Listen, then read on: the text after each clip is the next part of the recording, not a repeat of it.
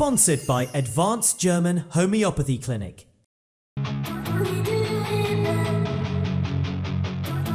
I'm Dr. Manoj Pujar, MD Homeopath, Classical Homeopath, Advanced German Homeopathy Clinic, Varicose Ulcer and Diabetic Wound Care Center.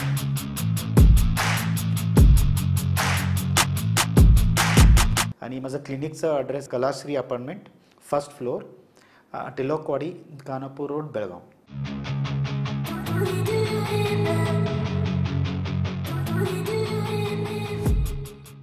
नमस्कार, मी श्वेता अंकले.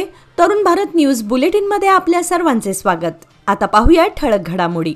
बेळगाव शहर झपाट्याने विकसित होत असले तरी वाढत्या वाहतुकीमुळे निर्माण झालेली कोंडी ही मोठी समस्या बनली आहे.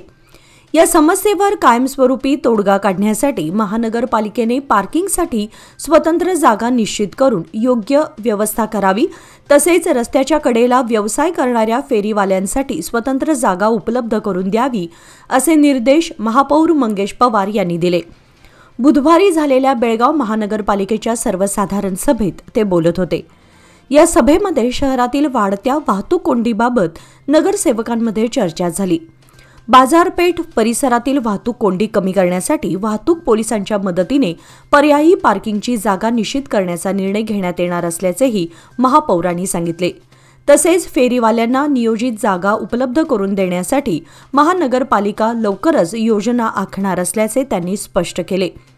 सभेमध्ये भाजप नगरसेवक संदीप जिरगीहाळ यांनी शहरामध्ये योग्य पार्किंगची सोय नसल्यामुळे नागरिक कार व दुचाकी रस्त्यावरच उभ्या करतात, त्यामुळे वाहतूक कोंडी वाढते आहे, यावर तातडीने नियंत्रण आणणं गरजेचं आहे, अशी मागणी केली. दरम्यान नगरसेविका शाहीन खान पठाण यांनीही वाहतूक कोंडीच्या समस्येकडे लक्ष वेधत शहरातील नामवंत रुग्णालय, खासगी शाळा व कॉलेज बाहेर कर्मचारी व विद्यार्थी रस्त्यावरच गाड्या उभ्या करत आहेत, त्यामुळे रुग्ण आणि नागरिकांना त्रास होतो. अशा संस्थांवर वाहतूक पोलिसांनी कारवाई करावी, अशी मागणी त्यांनी सभेमध्ये केली. बेळगाव महापालिकेच्या सर्वसाधारण सभेत बुधवारी दिनांक 12 नोव्हेंबर रोजी भाजप पक्षाचे नगरसेवक रवी धोत्रे यांनी केलेल्या वादग्रस्त वक्तव्यानंतर सभागृहातील वातावरण चांगलंच तापलं.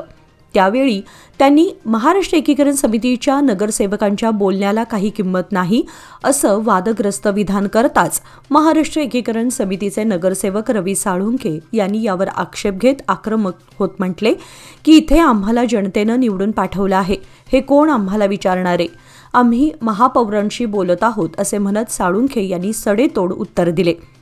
दरम्यान या घडलेल्या वादामुळे सभागृहात काही काळ शाब्दिक चकमक सुरूच राहिली.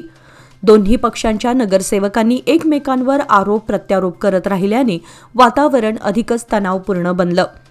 यावेळी भाजप आणि समिती यांच्यातील मतभेद पुन्हा एकदा उफाळून आले. याप्रसंगी काही काळ सभेचे कामकाज विस्कळीत झाले होते. महापौर व महापालिका प्रशासनाच्या हस्तक्षेपानंतर वातावरण शांत करण्यात यश मिळालं. मात्र या वादामुळे येणाऱ्या काळामध्ये नियोजित सभेमध्येही तणाव अबाधित राहण्याची शक्यता वर्तवण्यात येत आहे.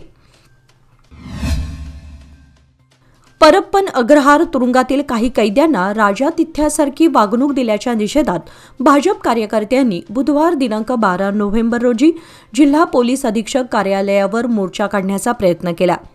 या आंदोलनादरम्यान कार्यकर्त्यांनी राज्य सरकार व गृहमंत्री जी परमेश्वर यांच्या विरोधात जोरदार घोषणाबाजी केली. त्यांनी गृहमंत्र्यांच्या राजीनाम्याची मागणी करत तुरुंग प्रशासनाच्या निष्काळजीपणावर प्रश्नचिन्ह उपस्थित केले. पोलिसांनी मोर्चा रोखत काही भाजप कार्यकर्त्यांना अटक केली. या दरम्यान तुरुंगातील कैद्यांना मिळणाऱ्या विशेष सुविधांबाबत सोशल मीडियावरही मोठ्या प्रमाणावर टीका होत आहे. भाजपने या मुद्द्यावरून सरकारवर दबाव वाढवण्याचा इशारा दिलाय. कोल्हापूर जिल्ह्यातील चंदगड तालुक्यातील दौलत साखर कारखाना ऐन गाळप हंगामामध्ये बंद झाल्याने ऊस उत्पादक शेतकरी मोठ्या चिंतेत सापडले आहेत. या पार्श्वभूमीवर चंदगडचे आमदार शिवाजी पाटील यांनी मुख्यमंत्री देवेंद्र फडणवीस यांची भेट घेऊन परिस्थितीची गंभीर दखल घेण्याची मागणी केली.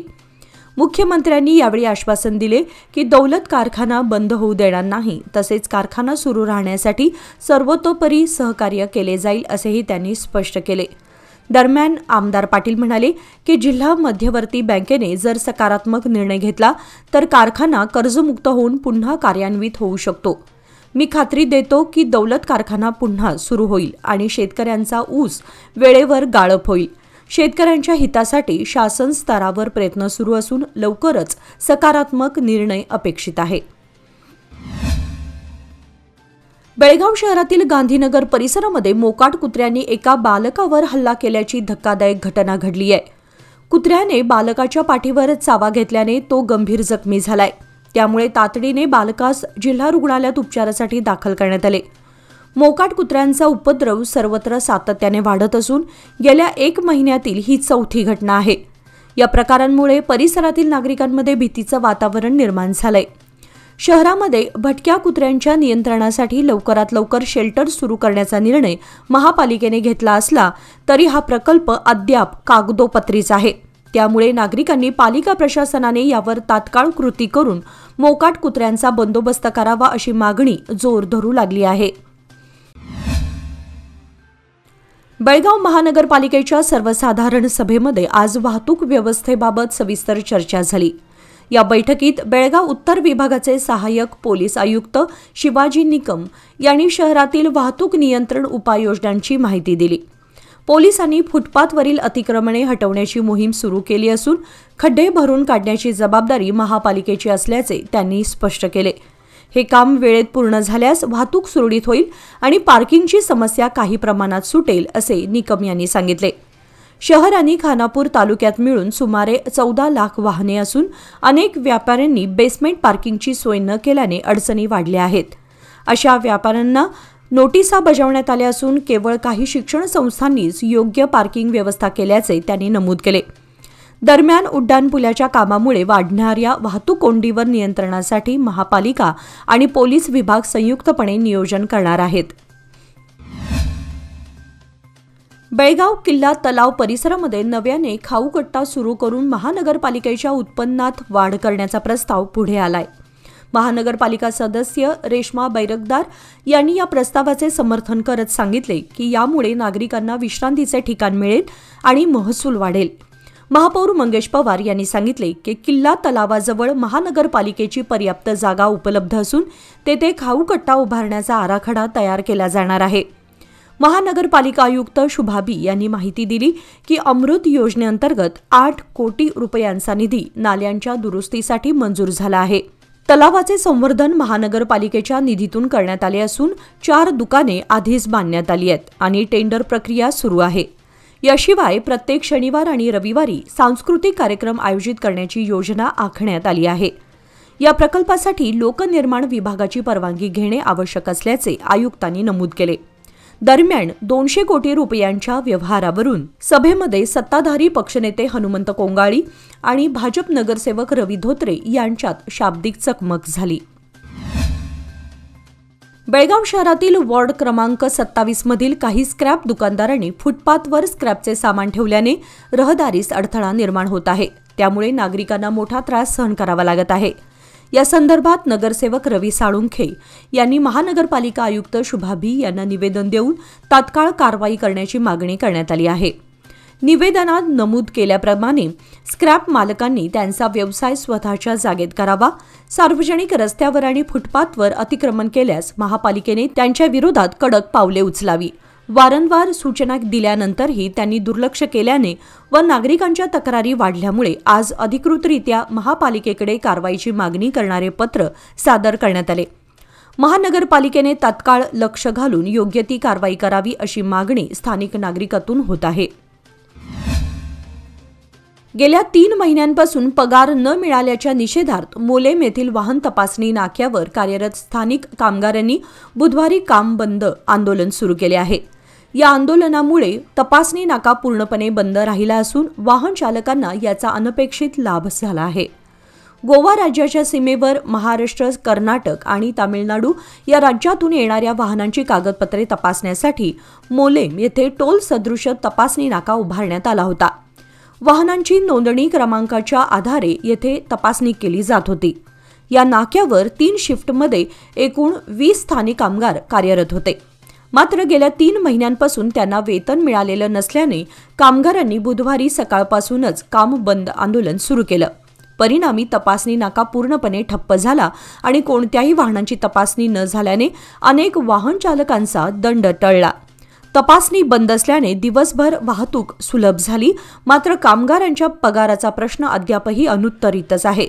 कामगारांनी प्रशासनाकडे तातडीने तोडगा काढण्याची मागणी केली असून प्रश्न निकाली न निघाल्यास आंदोलन तीव्र करण्याचा इशाराही त्यांनी दिलाय. बेळगाव शहरातील न्यू गांधीनगर मुख्य रस्त्यावर सार्वजनिक ठिकाणी प्राणघातक शस्त्र घेऊन वावरणाऱ्या एका इस्माला माळ मारुती पोलिसांनी ताब्यात घेतले असून त्याच्याकडून शस्त्र जप्त करण्यात आले आहे. अटक करण्यात आलेल्या आरोपीचं नाव मुस्ताक दस्तगीर साब दावणगेरे असून तो न्यू गांधीनगर येथील केजीएन गल्लीतील रहिवासी आहे. पोलिसांच्या माहितीनुसार मुस्ताक हा रावडी शीटर असून त्याच्यावर यापूर्वीही गुन्हे नोंद आहेत. पोलीस उपनिरीक्षक होन्नप्पा तळवार यांच्या मार्गदर्शनाखाली सीसीटीव्ही फुटेजच्या आधारे तात्काळ कारवाई करत आरोपीला अटक करण्यात आली. पुढील तपास माळ मारुती पोलीस करत आहेत. बेळगावात चलवादी समाजामध्ये शैक्षणिक व राजकीय जागृती निर्माण करण्याच्या उद्देशाने शुक्रवार दिनांक 14 नोव्हेंबर रोजी चिकोडी येथे भव्य चलवादी महासभा आणि चिंतन मंथन कार्यक्रम आयोजित करण्यात आले आहे, अशी माहिती सुरेश तळवार यांनी पत्रकार परिषदेत दिली. बुधवारी कन्नड साहित्य भवन येथे झालेल्या पत्रकार परिषदेत त्यांनी चलवादी समाज हा राज्यातील बहुसंख्य समाज असूनही शैक्षणिकदृष्ट्या मागे राहिला आहे. इतर समाजांनी आपले बांधव राजकीय आणि आर्थिकदृष्ट्या सक्षम केले असताना चलवादी समाज अजूनही मागासलेलाच आहे. या महासभेमार्फत समाजाच्या सर्वांगीण प्रगतीसाठी चर्चा, मार्गदर्शन आणि आगामी योजना निश्चित करण्यात येणार आहेत. समाजातील युवकांना शिक्षण, नोकरी आणि नेतृत्वात पुढे आणण्याचा हेतू या उपक्रमामागे आहे. या कार्यक्रमात राज्यभरातील चलवादी नेते, कार्यकर्ते आणि विचारवंत सहभागी होणार असून समाजाला संघटित करून विकासाच्या मुख्य प्रवाहात आणण्याचा प्रयत्न केला जाणार आहे. कर्नाटक राज्य सरकारने अयोग्य कुटुंबातील बीपीएल रेशन कार्ड रद्द करण्यासाठी मोहिमेला सुरुवात झाली असून आतापर्यंत 4,90,000 बीपीएल कार्ड रद्द करण्यात आले आहेत. या मोहिमेचा उद्देश म्हणजे अयोग्य लाभार्थ्यांची ओळख करून त्यांचे कार्ड एपीएलमध्ये रूपांतर करणे आहे. मात्र अशी अनेक कुटुंबे आहेत ज्यांना खरोखरच गरजवंत आहेत. त्यांना याचा नाहक फटका बसत असून आरोग्य आणि कल्याणकारी योजनांपासून त्यांना वंचित राहावं लागतं. अन्न व नागरी पुरवठा विभाग, आयकर आणि महसूल विभागाच्या समन्वयाने उच्च उत्पन्न, मोठी जमीन धारणा किंवा मोठ्या बँक व्यवहाराशी संबंधित असलेल्या कुटुंबांचा मागोवा घेतला जात आहे. केंद्र सरकारच्या माहितीनुसार सुमारे 7,76,000 कार्ड अयोग्य तर राज्य सरकारने 13,87,000 कुटुंबे अपात्र ठरवली आहेत. ही तपासणी टप्प्याटप्प्याने सुरू राहणार असून खोटी माहिती देऊन बीपीएल कार्डाच्या आधारे गैरफायदा घेणाऱ्या कुटुंबांवर दंडात्मक कारवाई होणार असल्याचे अधिकाऱ्यांनी स्पष्ट केले आहे. 3 दशके विश्वासाची, 30 वर्षे लोकमान्याची. सादर आहे लोकमान्य आनंदोत्सव निवेश योजना. 30 महिन्यांच्या ठेवीवर 10.50% व्याज. ज्येष्ठ नागरिकांसाठी 0.5% अधिक माहितीसाठी आमच्या नजीकच्या शाखेला भेट द्या किंवा कॉल करा 1800-212-4050. लोकमान्य, प्रत्येक पावलावर तुमच्या सोबत. फक्त सभासदांकरिता. नियम व अटी लागू. भटक्या कुत्र्यांना कच्चे मांस खाऊ घालणाऱ्या 2 महिलांविरोधात बेळगावातील कॅम्प पोलीस ठाण्यामध्ये तक्रार दाखल करण्यात आली आहे. या महिलांवर भटक्या कुत्र्यांना कच्चे मांस खाऊ घालण्याचा आरोप असून त्यामुळे परिसरातील कुत्रे आक्रमक झाले आहेत, अशी तक्रार स्थानिकांनी केली आहे. स्थानिक नागरिकांच्या म्हणण्यानुसार कच्चे मांस खाल्ल्याने कुत्र्यांचं वर्तन आक्रमक बनतं. परिणामी शाळा, वसाहती आणि रहिवासी भागांमध्ये नागरिकांना याचा धोका निर्माण झालाय. या संदर्भात अधिकाऱ्यांनी स्पष्ट केले की सर्वोच्च न्यायालयाने सार्वजनिक ठिकाणी भटक्या कुत्र्यांना अन्न देण्यास बंदी घातली आहे. केवळ खासगी किंवा ठरवलेल्या जागेमध्येच अन्न देण्याची परवानगी आहे. नागरिकांनी सरकारने निर्धारित केलेले कायदे आणि नियमांचे पालन करून प्रशासनास सहकार्य करावे, जेणेकरून शहरात शांतता व सुरक्षितता अबाधित राहील, असे आवाहन प्रशासनाने केले आहे. बेळगाव शहरातील विविध भागामध्ये मोकाट कुत्र्यांनी धुमाकूळ घातला आहे. त्यामुळे शाळकरी विद्यार्थी, वृद्ध आणि महिलांमध्ये भीतीचं वातावरण पसरलं आहे. काही कुत्र्यांना खरूज सारखा चर्मरोग आजार झाल्याचंही दिसून येत आहे. त्यामुळे जिल्हा प्रशासन कर्मचाऱ्यांनी अशा मोकाट कुत्र्यांचा शेल्टरमध्ये बंदोबस्त करावा अशी मागणी अखिल भारतीय महिला संघाकडून करण्यात आली आहे.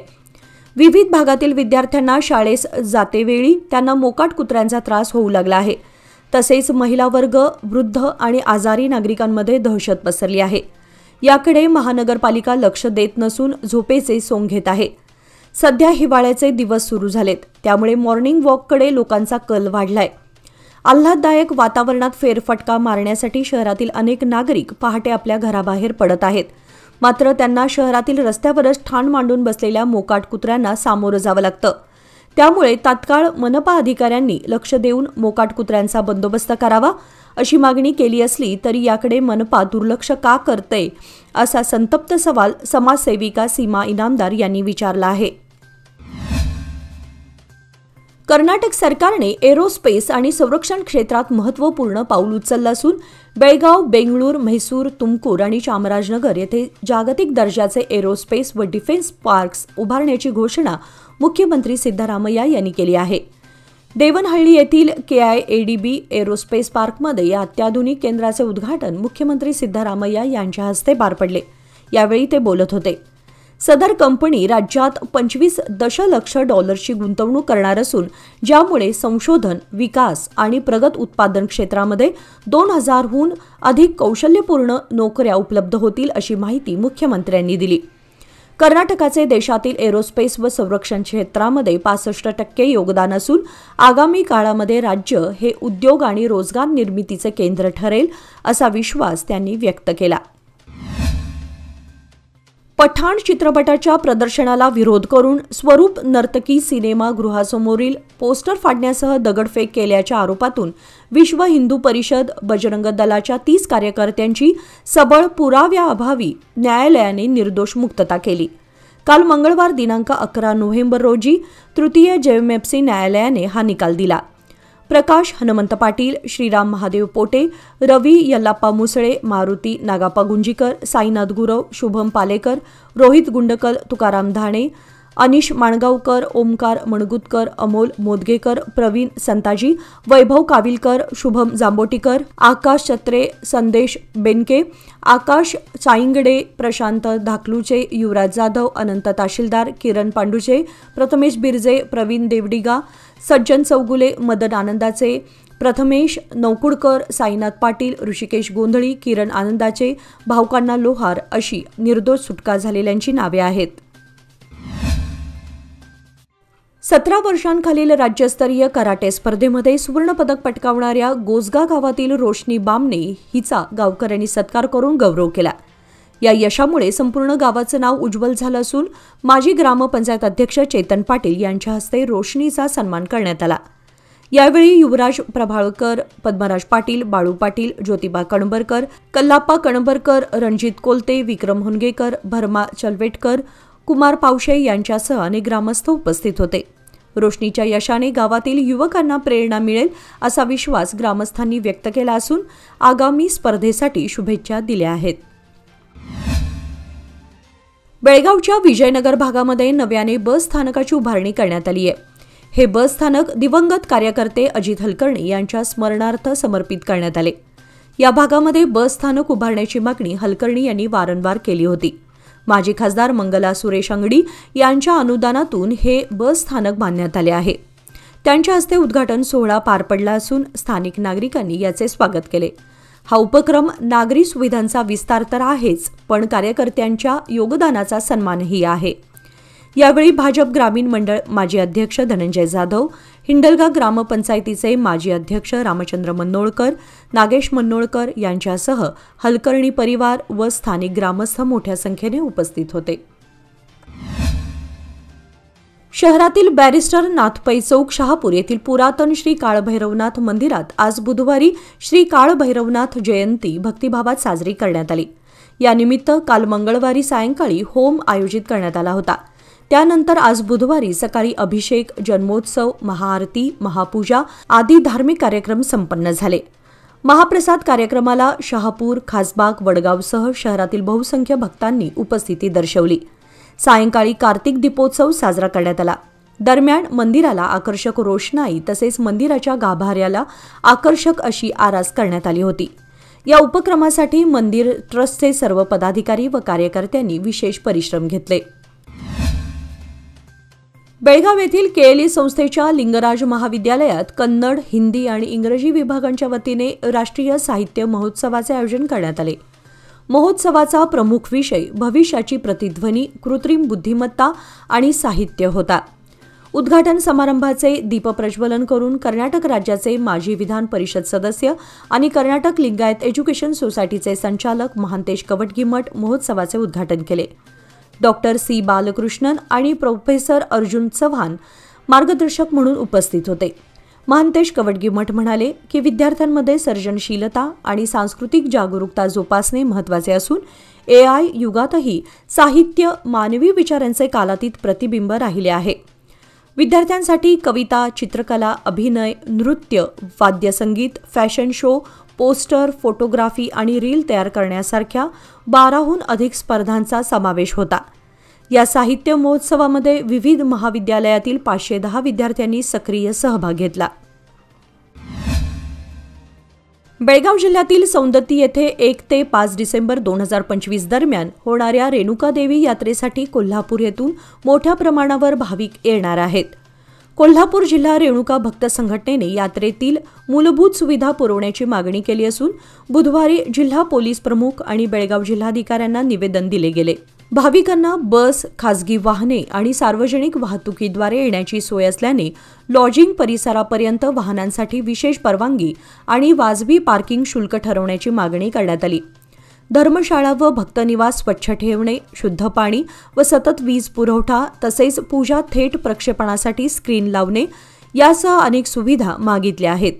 यावेळी संघटनेचे अध्यक्ष अच्युत साळुंखे, कार्याध्यक्ष सुभाष जाधव, सरचिटणीस दयानंद घाबडे आणि इतर सदस्य उपस्थित होते. भारत आणि श्रीलंका यांच्यातील वार्षिक संयुक्त लष्करी सराव मित्रशक्ती 2025च्या 11व्या आवृत्तीचा उद्घाटन सोहळा बेळगाव येथील फॉरेन ट्रेनिंग नोड येथे पार पडला. 10 ते 23 नोव्हेंबर या कालावधीत हा सराव आयोजित करण्यात आला आहे. या सरावामध्ये संयुक्त रणनैतिक प्रशिक्षण, संयुक्त कार्यवाही तसेच संयुक्त राष्ट्रसंघाच्या अधिनियमानुसार सब कन्व्हेन्शनल ऑपरेशन्स यावर लक्ष केंद्रित केलं जाणार आहे. या उपक्रमामुळे भारतीय लष्कर आणि श्रीलंका लष्कर यांच्यातील परस्पर संवाद, सुसंवादिता व विश्वास अधिक दृढ होणार आहे. बंधन सशक्त करणं आणि समन्वय वाढवणं या घोषवाक्याखाली सुरू झालेल्या या सरावामुळे दोन्ही देशांमधील संरक्षण भागीदारीला अधिक गती मिळणार आहे. ही सराव सत्रे उभय लष्करांच्या व्यावसायिक क्षमतांमध्ये वाढ होण्यास हातभार लावतील असे लष्करी सूत्रांनी सांगितले. जुन्या भाजी मार्केटमधील पत्र्याच्या शेडजवळ घालण्यात आलेल्या छाप्यामध्ये मार्केट पोलिसांनी 2 जुगाऱ्यांना अटक केली आहे. संशयित आरोपींकडून 3,240 रुपयांची रोख रक्कम आणि मटक्याच्या चिठ्ठ्या पोलिसांनी जप्त केल्या आहेत. गजानन शशिकांत गरडे वय 48 राहणार कामतगल्ली बेळगाव व किशोर गजानन सावंत वय 29 राहणार शिवाजीनगर 5वा क्रॉस बेळगाव अशी संशयित आरोपींची नावे आहेत. हे दोघे संशयित जुन्या भाजी मार्केट येथील पत्र्याच्या शेडजवळ सार्वजनिक ठिकाणी कल्याण मुंबई मटका खेळत असल्याची माहिती पोलिसांना मिळाली होती. दरम्यान पोलीस उपनिरीक्षक विठ्ठल हावण्णवर व त्यांच्या पथकाने छापा घालून त्यांना ताब्यात घेतले. यावेळी दोघांची तपासणी करण्यात आली. त्यांच्याकडून सुमारे 3,240 रुपयांची रोख रक्कम जप्त करण्यात आली आहे. मार्केट पोलिसात याची नोंद झाली. बेळगावच्या शिवानी राजन वाघेला हिच्या 51व्या IDA कर्नाटक स्टेट डेंटल कॉन्फरन्समध्ये सर्वोत्कृष्ट वैज्ञानिक पेपर प्रेझेंटेशन पुरस्काराने सन्मानित करण्यात आले आहे. शिवानी सध्या PMNM डेंटल कॉलेज आणि हॉस्पिटल बागलकोट येथे शिक्षण घेत असून तिने कारवार येथे पार पडलेल्या या राज्यस्तरीय परिषदेत ऑर्थोकेराटनाइज्ड ओडोंटोजेनिक सिस्ट या जबड्याच्या पॅथॉलॉजीविषयक संशोधन सादरीकरणाद्वारे आपली वैज्ञानिक प्रतिभा सादर केली. या कामगिरीबद्दल कर्नाटक स्टेट डेंटल असोसिएशनच्या वतीने तिला शाल, पुष्पगुच्छ, सन्मानचिन्ह व प्रमाणपत्र देऊन गौरवण्यात आल्याने तिचे सर्वत्र कौतुक होत आहे. बेळगावात ऑनलाईन फसवणुकीची आणखी एक घटना उघडकीस आली आहे. याबद्दल सविस्तर माहिती अशी की फेसबुकवरील ट्रेडिंग जाहिरात पाहून जाधवनगर येथील सुरक्षा रक्षक संतोष तिरवीर व 49 यांनी लिंकवर क्लिक केले. त्यांना अपस्टॉक्स नावाने ॲप आणि H10 वेल्थ ग्रोथ क्लब या व्हॉट्सॲप ग्रुपमध्ये सामील करून घेण्यात आले. लाभ मिळेल या आशेने त्यांनी टप्प्याटप्प्याने 8,46,000 रुपये जमा केले, परंतु नफा मिळाला नाही आणि पैसेही परत न आल्याने त्यांना फसवणुकीचा संशय आला. त्यानंतर त्यांनी शहर CN पोलीस ठाण्यामध्ये तक्रार नोंदवली. पोलिसांनी अज्ञात व्यक्तींविरुद्ध गुन्हा दाखल करून तपास सुरू केला आहे. बेळगाव शहरामध्ये चन्नमा सर्कल ते जिल्हाधिकारी कार्यालयापर्यंत इंडस टॉवर्स कंपनीचे तंत्रज्ञ कर्मचारी आणि BPTMS सदस्यांनी आज जोरदार निदर्शन केले. कंपनीने नवीन कंत्राटदाराला अधिकार देऊन जुन्या कर्मचाऱ्यांना नोकरीतून वजा केलं असून या अन्यायाविरुद्ध कर्मचारी आवाज उठवत आहेत. कर्मचाऱ्यांनी आपल्या मागण्यांचे निवेदन जिल्हाधिकाऱ्यांकडे सादर केले आणि पूर्ववत कामावर रुजू करण्याची तात्काळ मागणी केली. साप्ताहिक सुट्टी, राष्ट्रीय आणि सणाच्या दिवशी सुट्टी, 8 तास कामाचा नियम, ओव्हरटाईमसाठी योग्य वेतन आणि वैद्यकीय व अपघात विमा यासह विविध मागण्या त्यांनी उपस्थित केल्या. कंपनीमध्ये काम करताना कर्मचाऱ्याचा मृत्यू झाल्यास 25 लाख रुपयांची नुकसान भरपाई देण्याची मागणीही करण्यात आली. कर्मचाऱ्यांनी कोणत्याही कामगार चळवळीत सहभाग घेतल्यावर त्यांना नोकरीतून काढू नये असेही ठामपणे सांगितले.